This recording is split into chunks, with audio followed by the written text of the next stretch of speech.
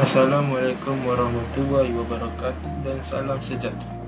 Saya Asfar Faiz bin Afzal Nizam dan rakan saya adik Zahirul Haq bin Muhammad Rom. Kami daripada Institut Latihan Perindustrian Kuantan dari bidang Diploma Teknologi Fabrikasi Struktur Logam Minyak dan Gas. Kami ingin membentangkan tentang Hyrax. Pengenalan azab, penaksiran risiko dan kawalan risiko atau lebih dikenal lagi sebagai Hyrax merupakan kaedah bagi pemberi upah sesuatu organisasi mengurus azab dan wujud di tempat kerja dengan lebih berkesan. Selain itu, ia merupakan salah satu tanggungjawab undang yang termaktub dalam Akta Keselamatan Kesihatan Pekerja 1994 dan Akta Kilang dan Jentera 1967. Tujuan Hyrax, tujuan garis panduan ini adalah untuk memberi pendekatan yang sistematik untuk penaksiran azab dan menganalisis risiko yang berkaitan, yang mana ia akan dapat memberi pengukuran bagi sesuatu azab yang telah dikenal pasti. Apa itu Hyrax? Pengenal pasti azab memastikan pengiktirafan azab tertentu melalui pemantauan berkala di tempat kerja. Penilaian risiko melibatkan penilaian terhadap keseriusan bahaya yang dikenal pasti. Apabila bahaya di tempat kerja yang telah dikenal pasti dan risiko dinilai, keutamaan boleh ditetapkan untuk tindakan mengambil risiko. Kawalan risiko mengambil pelbagai bentuk bergantung kepada sifat bahaya dan perlu berdasar pilihan hierarki pengawalan, menekankan penghapusan bahaya dan sumbernya, dan melaksanakan Hyrax. Apa tujuan Hyrax? Untuk mengenal pasti semua faktor dan mungkin mendatangkan mudarat kepada pekerja dan orang lain, untuk mentimbangkan kemungkinan mudarat tersebut menimpa sesiapa dalam keadaan tertentu dan keturukan yang boleh timbul daripada risiko, untuk membolehkan majikan merancang, memperkenalkan, memantau langkah pencegahan untuk memastikan risiko tersebut dikawal secukupnya sepanjang masa. Langkah-langkah kawalan. Kelaskan aktiviti. Lakukan pengenal pasti azab. Dapatkan tahap risiko. Kawal risiko yang paling tinggi. Kaji semua keberkesanan kawalan.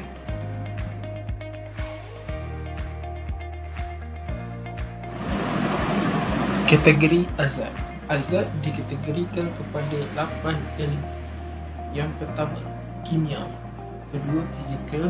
Ketiga, biologi. Keempat, ergonomics. Kelima, psikososial. Keenam, mekanikal. Ketujuh, elektrik. Ke-8, mesin.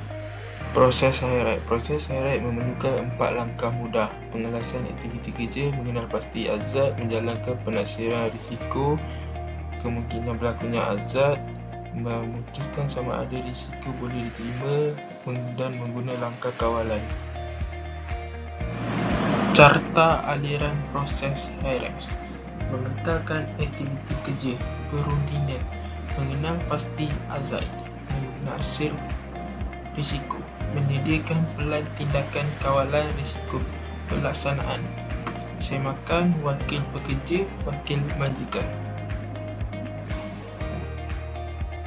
Pengenal pasti azab. Tujuan pengenalan azab adalah untuk menentukan operasi kritikal di dalam tugasan. Tugasan yang mendatangkan risiko yang ketara kepada keselamatan dan kesihatan pekerja, serta menekankan azab yang berkaitan dengan kelengkapan tertentu disebabkan oleh sumber tenaga, keadaan kerja atau aktiviti yang dilaksanakan. Azab boleh dibahagi kepada 3 kumpulan utama, iaitu azab kesihatan, azab keselamatan, azab alam sekitar. Azab terbahagi kepada 3. Azab kesihatan. Pekerja ialah apa-apa ejen yang boleh mendatangkan penyakit kepada individu. Azab kesihatan boleh menyebabkan kesan serius dan serta-merta atau boleh menyebabkan masalah jangka panjang. Azab keselamatan. Daya yang cukup kuat yang mengakibatkan kecederaan atau kerosakan kepada harta. Kecederaan atau disebabkan oleh azab keselamatan biasanya ketara. Sebagai contoh, pekerja mungkin luka teruk. Azab keselamatan mendatangkan mudarat apabila kawalan tempat kerja tidak mencukupi. Azab alam sekitar. Pelepasan ke alam sekitar boleh menyebabkan mudarat atau kesan merosakkan. Pelepasan ke alam sekitar mungkin tidak ketara. Sebagai contoh, pekerja yang menyalitkan sistem hilkol dan melepaskan cecair tersebut ke dalam pembentuk ribut mungkin tidak sedar akan kesannya kepada alam sekitar. Teknik mengenal pasti azab. Majikan hendaklah membangunkan metodologi kenal pasti dan penaksiran azab yang mengambil kira dokumen dan maklumat, laporan siasatan kejadian azab, rekod pertolongan cemas, program perlindungan kesihatan di tempat kerja, keputusan pemeriksaan tempat kerja, aduan dan komplain kaki tangan, laporan dan kajian ujian oleh pihak kerajaan dan majikan, laporan yang dibuat di bawah Peraturan Akta Keselamatan dan Kesihatan Pekerja 1994, rekod bahan maklumat lain yang berkaitan. Analisis dan jangkaan risiko. Risiko ialah penentuan kemungkinan berlakunya kemalangan kejadian dan mungkin berlakunya penentuan tahap dan memberi ketuaan kepada azab yang dikenal pasti. Ia boleh dilakukan menurut kaedah kualitatif semi-kualitatif. Analisis kualitatif menggunakan perkataan untuk menyatakan tahap keturunan yang mungkin keturunan tersebut akan berlaku. Skala ini boleh diubah sesuai atau dilaras untuk disesuai dengan keadaan dan keterangan berbeza boleh digunakan untuk risiko yang berbeza. Kaedah ini menggunakan pengetahuan dan pengalaman pakar untuk menentukan kemungkinan dan kategori keturunan. Kemungkinan berlakunya kejadian. Berapa kalikah kejadian ini pernah berlaku sebelum ini? Kemungkinan ditaksirkan berdasarkan pengalaman pekerja, analisis atau pengukuran tahap kemungkinan berjulat daripada paling mungkin hingga tidak dapat dijangka. Jadual A menunjukkan kemungkinan dengan menggunakan nilai berikut. Paling mungkin, azab kejadian paling mungkin berlaku 5. Mungkin berlaku bukannya luar biasa 4. Dapat dijangka mungkin berlaku pada masa akan datang 3. Jarang sekali, belum diketahui, berlakunya selepas beberapa tahun 2. Tidak dapat dijangka, boleh dikatakan mustahil atau tidak pernah berlaku 1. Keterukan azab. Keterukan boleh dibagikan kepada 5 kategori. Keterukan berdasarkan tahap keterukan yang meningkat ke atas kesihatan individu, alam sekitar atau harta benda. Jadual B menunjukkan keterukan dengan menggunakan jadual berikut. Malapetaka. Banyak kematian, kerosakan harta benda, pengeluaran tidak dapat dipulih. 5. Fatal. Kira-kira 1 kematian, kerosakan besar harta benda, azab berlaku. 4. Serius, kecederaan yang tidak fatal, hilang upaya kekal. 3. Ringan, menyebabkan hilang upaya tetapi bukan kecederaan kekal. 2. Sedikit sahaja, sedikit lelasan, lebam, luka, kecederaan jenis rawatan kecemasan. 1.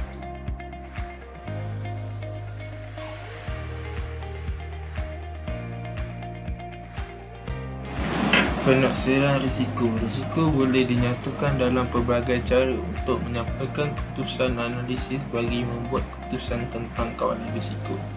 Risiko boleh dihitung menggunakan formula berikut.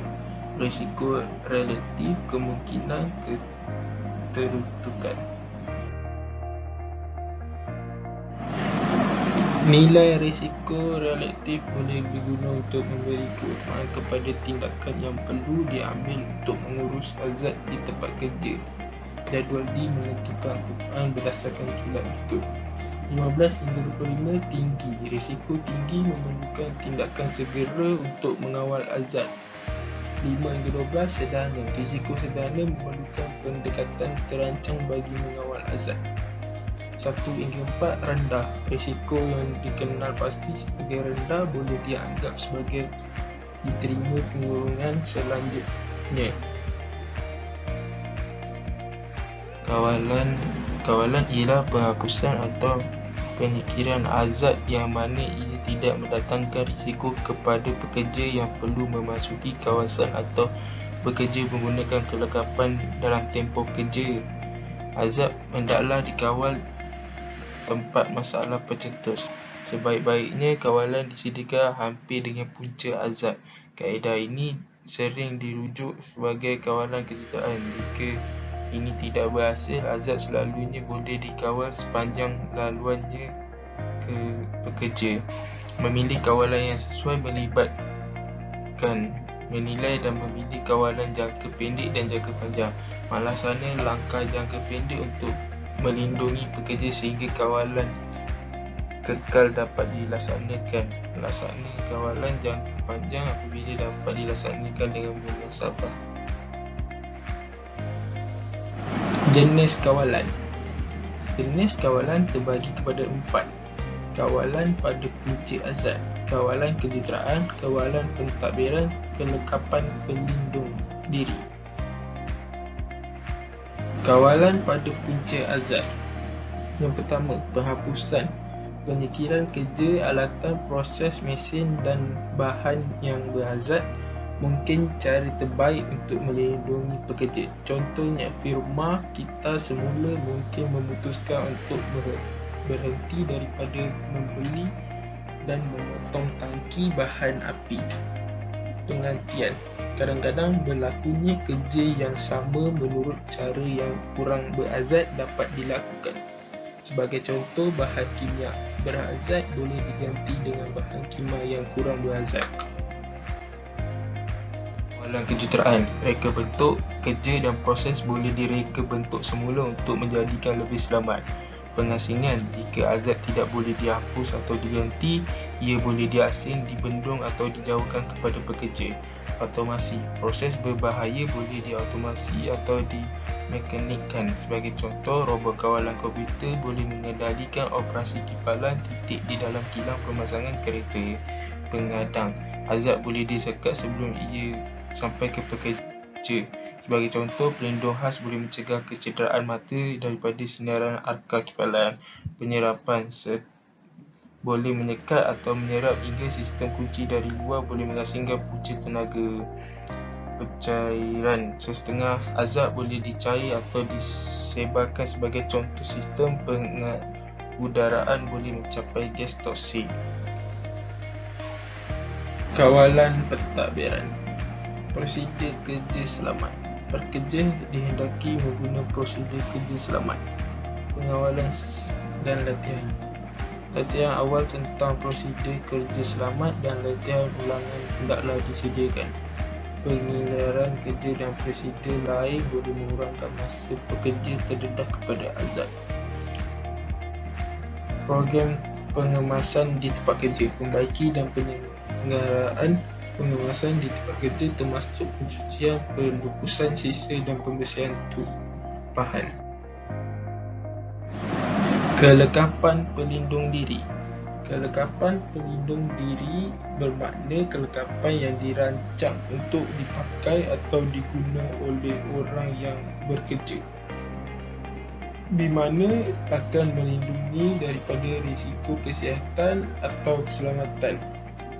PPE biasanya dipilih untuk memberikan perlindungan yang sesuai terhadap setiap jenis azad yang timbul.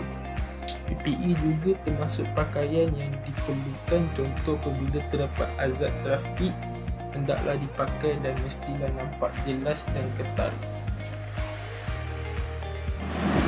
Mendokumentasi IRS. Tanggungjawab pengurusan azad yang betul dan yang ada kalanya dikenal pasti di tempat kerja boleh dilaksanakan melalui proses yang berkesan. Setiap IRX mestilah didokumentasi sepenuhnya. Borang IRX mestilah dilengkap oleh pasukan IRX. ditandatangan oleh kaki tangan yang bertanggungjawab dalam bidang tersebut. Bahagian yang bertanggungjawab terhadap azad tersebut dan pegawainya dikehendaki menyimpan semua laporan penaksiran selama sekurang-kurangnya 3 tahun. Pihak yang berkuasa di bahagian berkenaan bertanggungjawab untuk memastikan kawalannya efektif dan tepat pada masanya yang diguna pakai terhadap azad. Contoh azad di tempat kerja: persekitaran kerja, tenaga, mekanikal, pengendalian manual, haiwan, serangga, biologi, kimia, sinaran lain, alam sekitar, kejadian aktiviti utama, kejadian aktiviti semula jadi, kejadian. Kesimpulan, kaedah dalam pengawal sebarang risiko di tempat kerja adalah dengan menggunakan HIREX. Dengan kaedah HIREX, kita dapat merancang dan memastikan tempat kerja kita dalam keadaan yang kondusif. Pengenalan pasti azad, menilai risiko kawalan dan semakan semula bukanlah suatu tugas yang dibuat sekali sahaja. HIREX hendaklah didokumentasi walaupun seringkas mana sekalipun. HIREX hendaklah jalankan dengan penilaian teliti ke atas kebarangkali dan juga kesan akibat manakala langkah kawalan yang dicadangkan hendaklah menepati HIREX. Selesai pembentangan daripada kami. Sekian, terima kasih.